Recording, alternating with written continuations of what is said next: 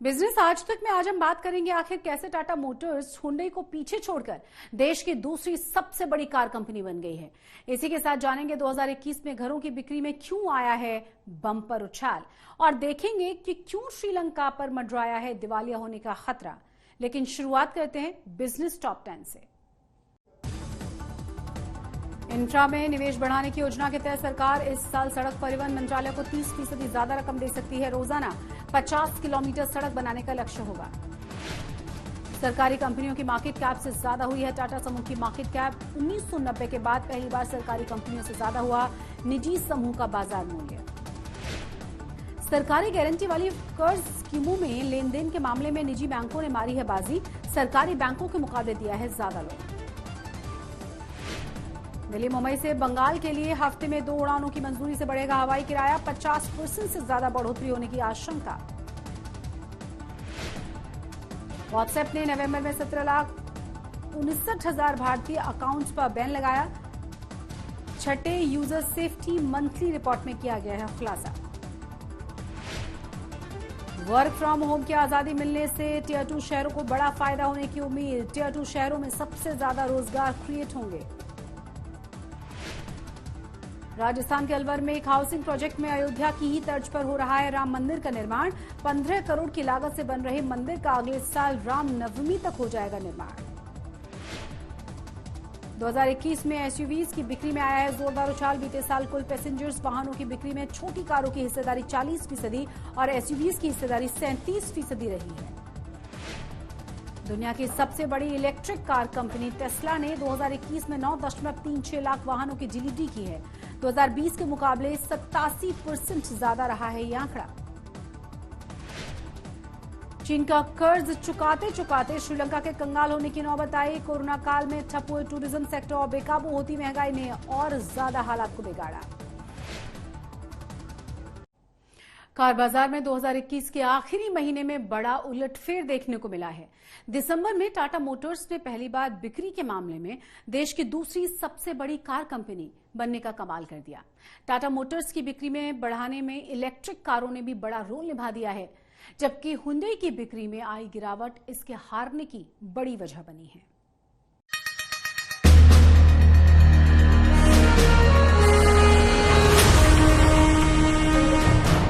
Tata Motors ने 2021 को शानदार अंदाज में अलविदा कहा है। लंबे समय से नए डिजाइन और तकनीक के दम पर कार बाजार में आगे बढ़ने की कोशिश में आखिरकार कंपनी को साल के आखिरी महीने में सफलता मिल ही गई।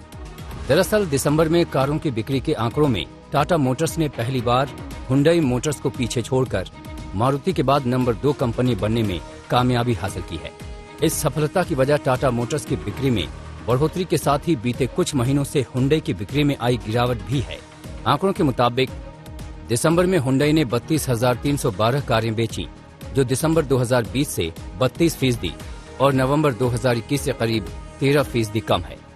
वहीं टाटा मोटर्स ने दिसंबर में 35,299 कारें बेची, जो दिसंबर 2020 से 50% और नवंबर 2021 से 18% ज्यादा है।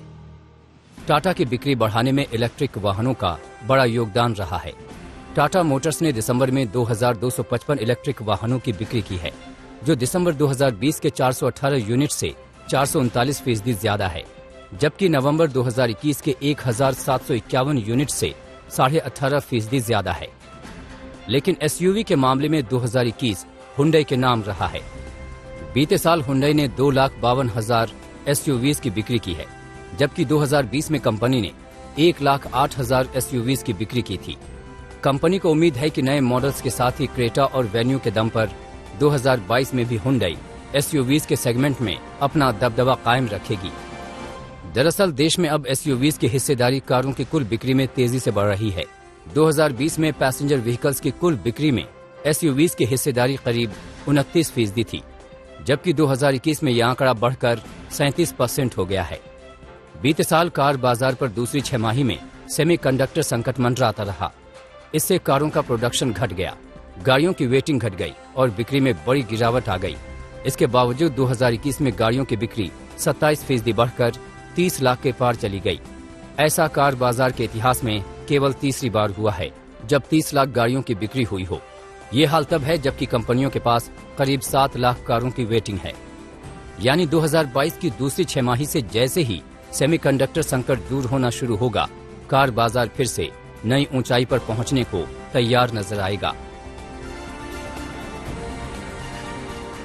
आज तक ब्यूरो।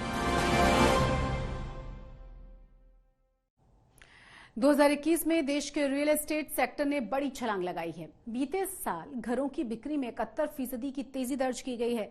इस तेजी के बाद 2022 में घरों की बिक्री के प्री कोविड स्तर से पार जाने का भरोसा बढ़ गया है।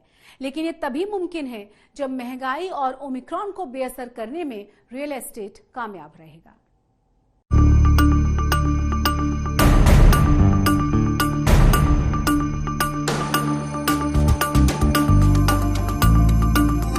घरों की बिक्री के लिहाज से बीता साल रियल एस्टेट सेक्टर के लिए संतोषजनक रहा। कोरोना की पहली लहर से प्रभावित 2020 के मुकाबले 2021 में घरों की बिक्री में जबरदस्त उछाल दर्ज किया गया। एक रिपोर्ट के मुताबिक देश के टॉप 7 शहरों में बीते साल घरों की बिक्री 2020 के मुकाबले 71% बढ़कर 2,36,000 के पार निकल गई। 2020 में करीब 1,36,000 फ्लैट्स की बिक्री हुई थी, जबकि 2019 में 2,61,000 से ज्यादा यूनिट्स की बिक्री हुई थी। इस लिहाज से 2021 में घरों की कुल बिक्री प्री कोविड साल यानी 2019 से 10% कम रही। बिक्री में इस बढ़ोतरी की सबसे बड़ी वजह होम लोन के रेट में कमी रही। इसके साथ ही कोरोना में अपने और बड़े साइज के घरों की डिमांड बढ़ने से भी घरों की बिक्री में इजाफा हुआ है।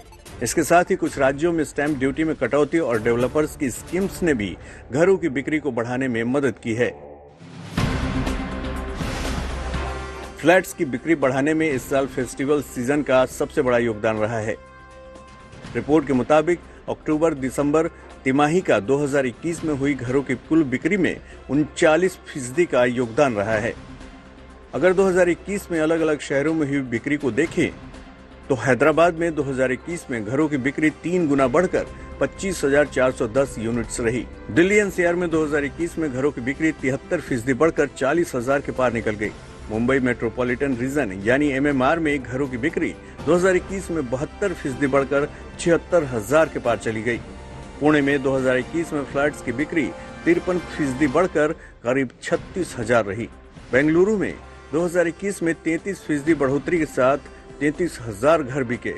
चेन्नई में 2021 में 86% इजाफे के साथ 12,530 यूनिट्स की बिक्री हुई। कोलकाता में 2021 में 13,000 से ज्यादा यूनिट्स की बिक्री हुई।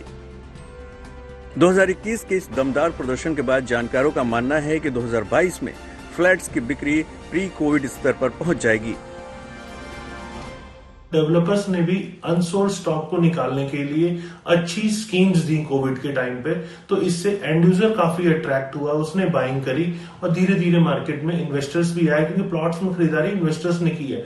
तो एंड यूजर्स के साथ साथ इन्वेस्टर भी आया और रियल एस्टेट मार्केट में पिछले 2 सालों में अच्छी खासी तेजी देखने को मिली है। और यही ट्रेंड अगर कंटिन्यू रहा, जिस हिसाब से वैक्सीनेशन ड्राइव बहुत अच्छा हुआ है, तो थर्ड वेव जो है अपना ओमिक्रॉन वायरस बहुत ज्यादा एक्टिव अगर नहीं हो पाया तो ये तेजी कंटिन्यू रहने की पूरी संभावना है। हालांकि 2022 की शुरुआत ओमिक्रॉन के साये में हो रही है, जो नए साल में घरों की बिक्री की स्टार्ट को धीमा कर सकता है।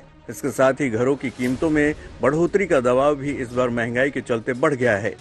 इन दोनों वजहों से अगर रियल एस्टेट मार्केट जल्दी उभर गया तो फिर 2022 वाकई 2019 से आगे निकलने में कामयाब रहेगा।